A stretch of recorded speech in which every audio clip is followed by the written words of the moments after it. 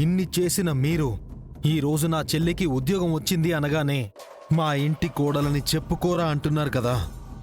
పర్లేదులే, ఎవరు పేరు చెప్పుకున్నా నా చెల్లెలు ఉద్యోగం చేస్తూ తన కాళ్ల మీద తను నిలబడగలుగుతుంది. Hello mister Chandragiri sarpanch, for your kind information, Nagavalli job చెయ్యదు.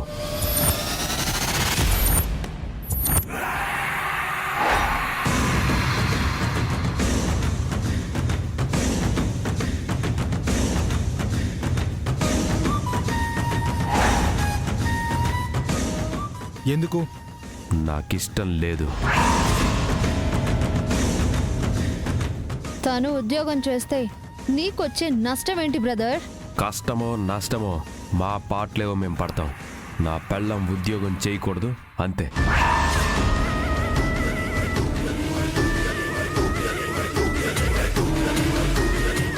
ఏంటంతే? ఇలా ఇంట్లో ఉండి కాఫీలు టీలు మీదేసుకోవడం కన్నా బయటికెళ్ళి ఉద్యోగం చేసుకోవడం మంచిది కదా.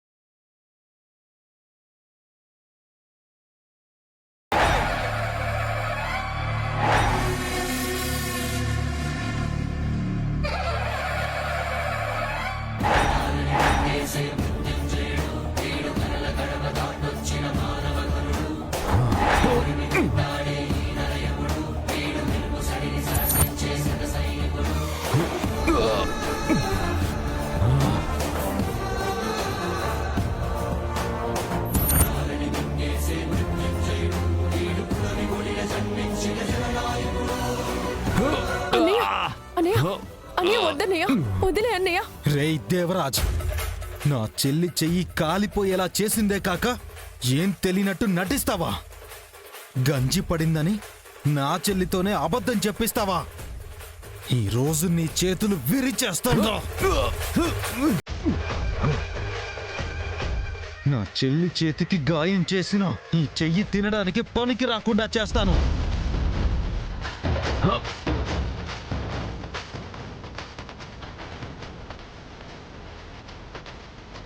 అన్నయ్య వద్దన్నయ్య.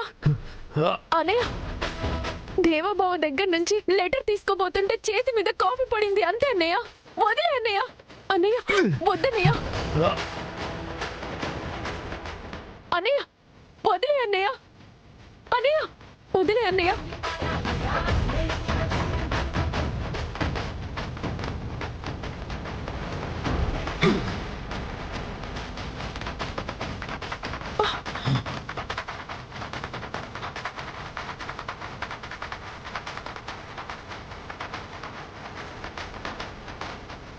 అసలు ఏం జరిగిందో పూర్తిగా తెలుసుకోవా నువ్వు? నేనేం కావాలని చేయలేదు. కాఫీ తీసుకొచ్చి తనే పొరపాటున పడేసింది. చెయ్యి తీసేస్తాను, కాలు తీసేస్తానని కసాయి వాళ్ళగా మాట్లాడతావెందుకు? నా మొగుణ్ణి కసాయివాడు అన్నా పర్వాలేదు, కానీ తప్పు చేస్తే మాత్రం శిక్షించడంలో పద్ధతి కలవాడని చెప్పుకుంటారు. అసలు నీ ప్రమేయం లేకుండా అలా ఎలా జరుగుతుంది?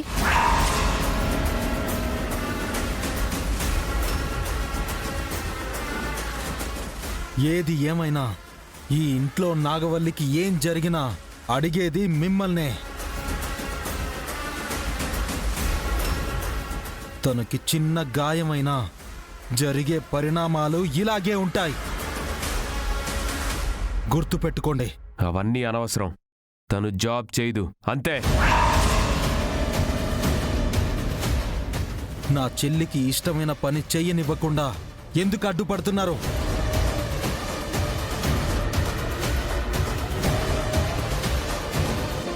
నా పెళ్ళం ఉద్యోగం చేయటం నాకిష్టం లేదు. ఇది రూల్ అనుకుంటారో, ఆర్డర్ అనుకుంటారో, ఇంకేదైనా అనుకుంటారో మీ ఇష్టం. కానీ తను జాబ్ చేయకూడదు, అంతే.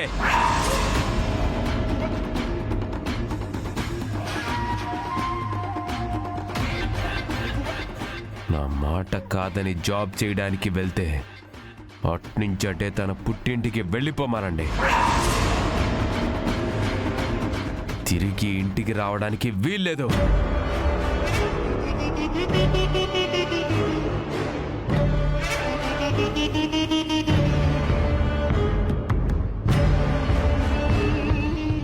తను కష్టపడి బాక్సింగ్ పోటీలో గెలిచి స్పోర్ట్స్ కోటాలో ఉద్యోగం సంపాదించింది. ఇప్పుడు ఉద్యోగం చేయొద్దు అంటే ఎలా కుదురుతుంది? ఎందుకు కుదరదు? ఎందుకు కుదరదో పంచాయతీలో తేల్చుకుందాం.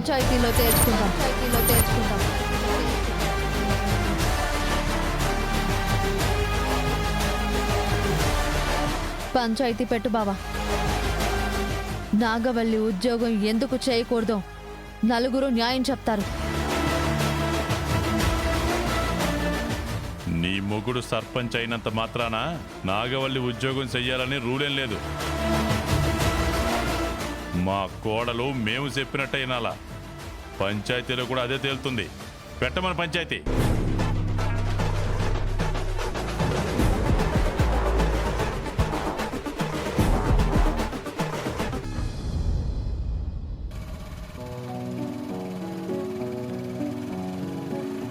శ్రీవల్లి గారు, మీరెప్పుడైనా చందమామ కథలు చదివారా?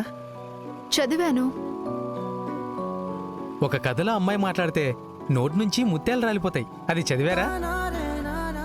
చదివానండి. ఎందుకు అడుగుతున్నారు? నేనిప్పుడు అవన్నీ చూస్తున్నానండి. అదేంటండి? లేకపోతే ఏంటండి, అసలు మీరు బయటికి రావడమే తక్కువ. వచ్చిన తర్వాత బండి ఎక్కడానికి ఓ 5 నిమిషాలు ఆలోచిస్తారు. ఎక్కిన తర్వాత ఏమైనా మాట్లాడతారా అంటే అప్పుడు 1 గంట ఆలోచిస్తారు. అంతలో మీ ఇల్లు వచ్చేస్తుంది.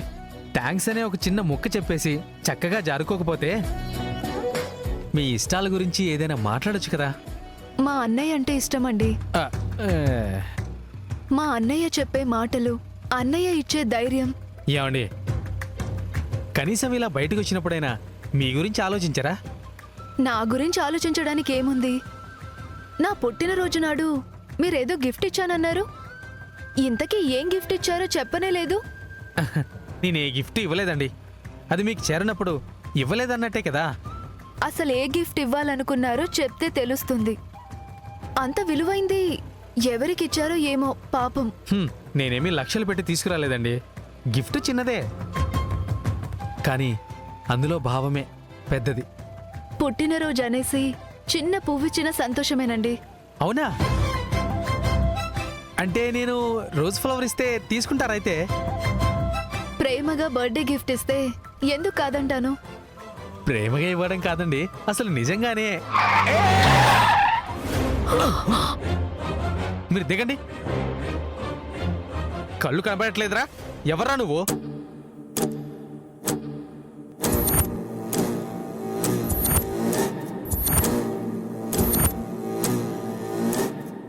ఓహో, మీరా? సడన్ గా వచ్చి ఇలా బ్రేక్ వేస్తే మా బండి బ్యాలెన్స్ అవ్వద్దు. అయినా సరే బండి మాత్రం బాగానే కంట్రోల్ చేసావు కదా. పశువులకి ట్రీట్మెంట్ చేయడమేమో కానీ బండి తోలడం, శ్రీవల్లికి సాయం చేయడం వెంకటపతి రాజుకి, అదే ఈ పశువుల డాక్టర్కి బాగా వచ్చు నాన్న.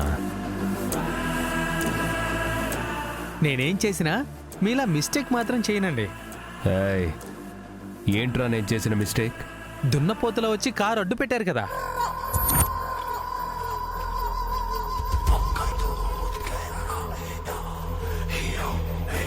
రాయ్ ఎవరినైనా దున్నపోతుంటున్నావు? ఆ, పోనీ దున్నపోతనే దేవరాజ్ అందామండి. రాయ్ ఏం వాగుతున్నావు?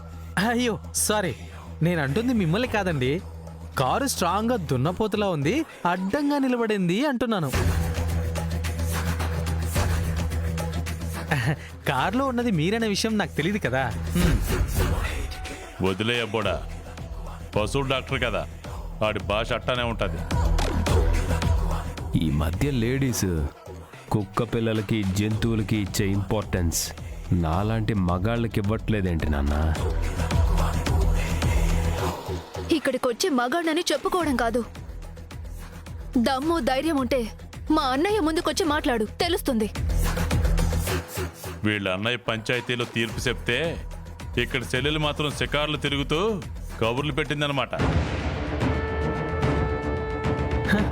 మీరు పెద్ద మనుషులండి, అలా మాట్లాడకూడదు. ఏ డాక్టర్, నువ్వు నోర్మి.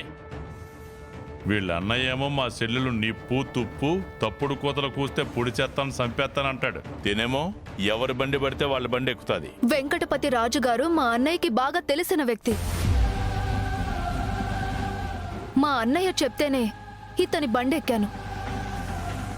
అదన్నమాట విషయం. నీ అంతటి నువ్వే బండెక్కుతున్నావని కంగారు పడ్డాను. మా నాన్న అన్నది తప్పుగా అనుకోవద్దు. మిమ్మల్ని చూసి ఎవరైనా అలా తప్పుగా అర్థం చేసుకుంటారు. మా నాన్న కూడా అలాగే అనుకున్నాడు. బండి ఎక్కినంత మాత్రాన మీరు పిచ్చి పిచ్చి ఆలోచనలు తలకి ఎక్కించుకోవాల్సిన అవసరం లేదు. విపి రాజు గారు, వెళ్దాం పదండి. అలాగేనండి.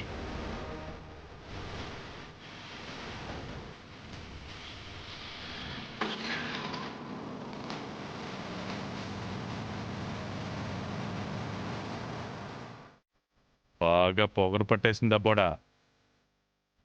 ఇది స్కూల్ ప్రిన్సిపల్ అయిపోయింది, అది విఆర్ఓ అయిపోవాలని చూస్తుంది. వాళ్ళ అన్నయ్యని బాధ పెడితే తప్ప వీళ్ళ ప్రయత్నాలు ఆగవబ్బోడా. అదంతా పంచాయతీలో తేల్చుకోవాలి నాన్న.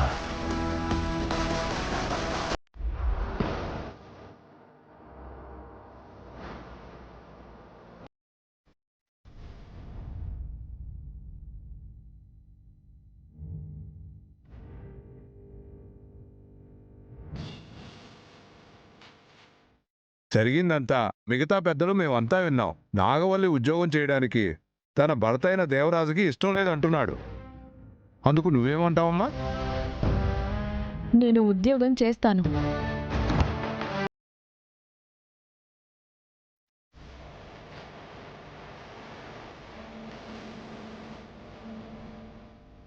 ఉద్యోగం చేయడం నా కల. ఎవరు ఎన్ని విధాలుగా అడ్డుకున్నా కష్టపడి నా ఆశయాన్ని సాధించాను. ఇప్పుడు ఉద్యోగం చేయొద్దంటే న్యాయమేనా? నాగవల్లి నా భార్య కాబట్టి, భార్య భర్త నడిచిన అడుగుజాడల్లో నడవాలి కాబట్టి ఉద్యోగం చేయాలనుకున్న ఆలోచన మానుకుంటే మంచిది.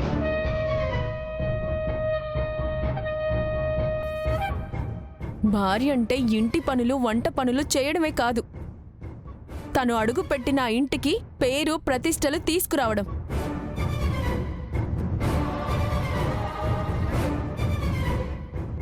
ఇప్పుడు నేను విఆర్ఓ ఉద్యోగం చేయడం వల్ల ఆ ఇంటి గౌరవం పెరుగుతుందే కానీ తగ్గదు కదా. అలాంటప్పుడు ఉద్యోగం చేయకూడదని ఎందుకు అడ్డుకుంటున్నారో చెప్పండి. మీ కోడలు గవర్నమెంట్ ఆఫీసర్గా పనిచేస్తే మంచిదే కదండి. చేసేం ఉద్ధరించాలంట?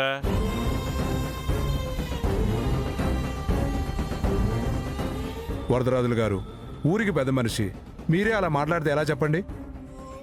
మీ కోడలు ఎంతో కష్టపడి ఉద్యోగం సంపాదించింది.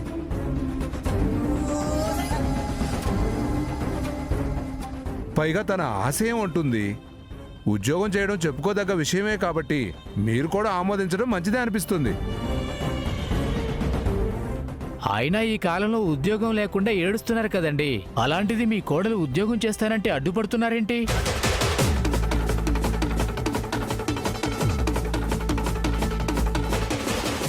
మన ఊరి పెద్దలు చెప్పింది విన్నారు కదా.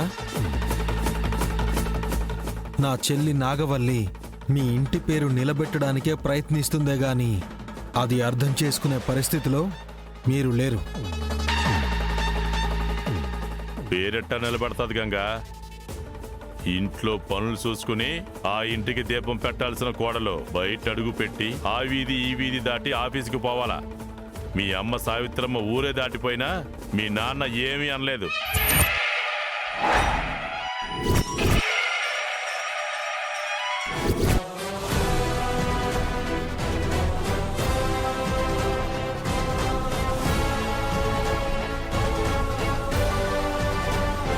కానీ మా అబ్బోడు పరువు మర్యాదల గురించి చాలా ఆలోచిస్తాడు. ఏయ్ వరదరాజులు, వరదరాజులు, వరదరాజులు! కుట్రలు దగా చేసే నీలాంటి దుర్మార్గులకి ఆడవాళ్ల గొప్పతనం తెలీదు.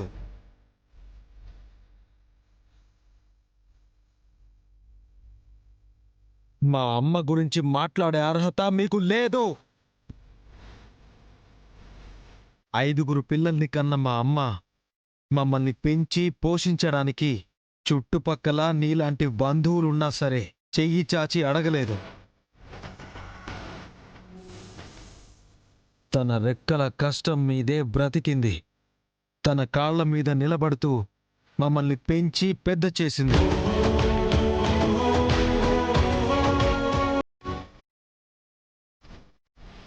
మా అమ్మ ఇచ్చిన ధైర్యంతో, మా అమ్మ ఇచ్చిన నమ్మకంతోనే నేను నా చెల్లెళ్ళని కూడా పెంచి పెద్ద చేయగలిగాను. నా చెల్లెళ్ళకి ఒక దారి చూపించాలని నేను చదివించానే గాని నీ ఇంటి గుమ్మం చూపించాలని నేనెప్పుడూ అనుకోలేదు. నీ కొడుకు బలవంతంగా మోసం చేసి నా చెల్లెలి మెళ్ళో తాళి కట్టాడు.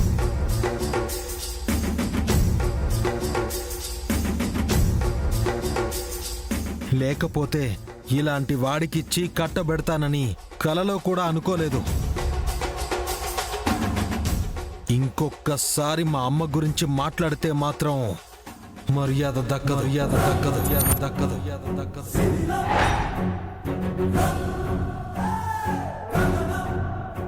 పంచాయతీలో పెద్దలు మాట్లాడిన తర్వాత నాగవల్లిని ఉద్యోగం చేసుకోవద్దనే హక్కు లేదని మా పెద్దనాన్నకి అర్థమైందనుకుంటాను.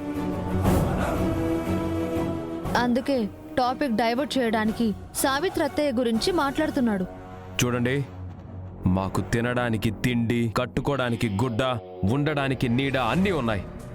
మా ఇంట్లో ఆడవాళ్ళు ఉద్యోగం చేయడానికి బయటికి వెళ్లాల్సిన అవసరం లేదు. మాకు ఆ జీతం డబ్బులు కూడా అక్కర్లేదు. నాగవల్లిక దేనికోసం జాబ్ చేయాలి?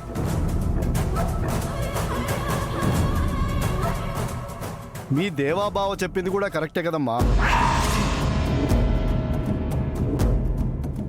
పైగా పెద్దలకి ఇష్టం లేని పని చేయడం ఎందుకు? ఉద్యోగం చేసే ఆలోచన నువ్వే మానుకునే ప్రయత్నం చెయ్యి. నేను ఉద్యోగం చేసి నా జీతం వాళ్ళకి ఇవ్వాలనుకోవట్లేదండి.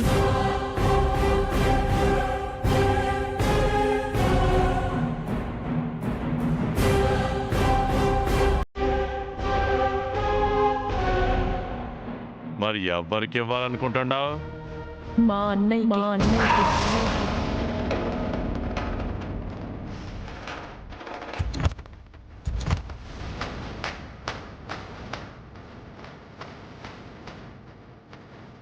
మా అన్నయ్య కష్టపడి మమ్మల్ని చదివించాడు. అన్నయ్య మూటలు మోసి, మా బ్యాగులు మోసి మమ్మల్ని చదివించి చివరికి గొప్ప స్థాయికి తీసుకొచ్చాడు.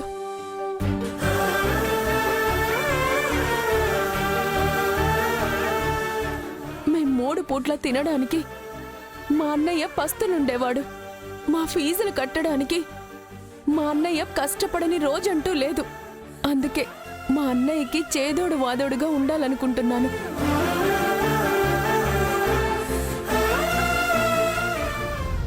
చూడమ్మా, మీ అమ్మ లేదు కాబట్టి మీ అన్నయ్య మీకోసం ఇవన్నీ చేశాడంటే మేము నమ్ముతాం. అది నిజం కూడా. కానీ పెళ్ళైపోయిన తర్వాత నువ్వు పుట్టింటికి సాయం చేసుకుంటూ ఉండకూడదు. అసలు రక్త సంబంధం అని చెప్పుకోవడానికే గాని ఏ సంబంధమో లేనట్టుగానే ఉండాలి.